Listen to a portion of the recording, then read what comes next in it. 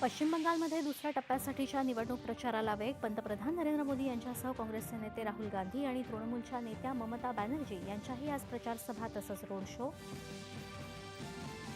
कोणत्याही नागरिकाला विविध वित्तीय उत्पादनं किंवा मंचावर समान पडताळणीची पुनरावृत्ती करावी लागता कामा नये याची खात्री करणं ही सर्व हितधारकांची जबाबदारी. वित्तमंत्री निर्मला सीतारामन. अशोक कुमार लाहिरी यांची नीती आयोगाच्या उपाध्यक्षपदी नियुक्ती, तर राजीव गौबा, के व्ही राजू, गोवर्धन दास, अभय करंदीकर आणि डॉक्टर एम श्रीनिवास पूर्णवेळ सदस्यपदी.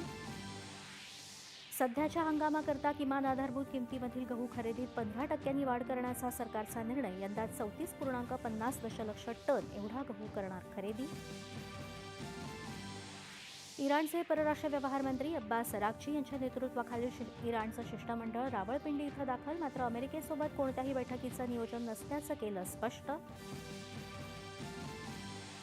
मुख्यमंत्री आणि केंद्रीय मंत्री नितीन गडकरी यांच्या उपस्थितीत सरसंघचालकांच्या हस्ते नागपूर इथं आबाजी थत्ते मल्टी स्पेशालिटी रुग्णालयाचं भूमिपूजन.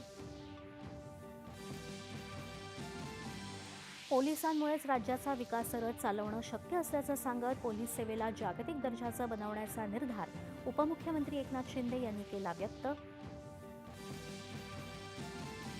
राज्यभरातल्या शासकीय तसंच निमशासकीय कर्मचाऱ्यांनी पुकारलेला अनिश्चितकालीन संप अखेर मागे.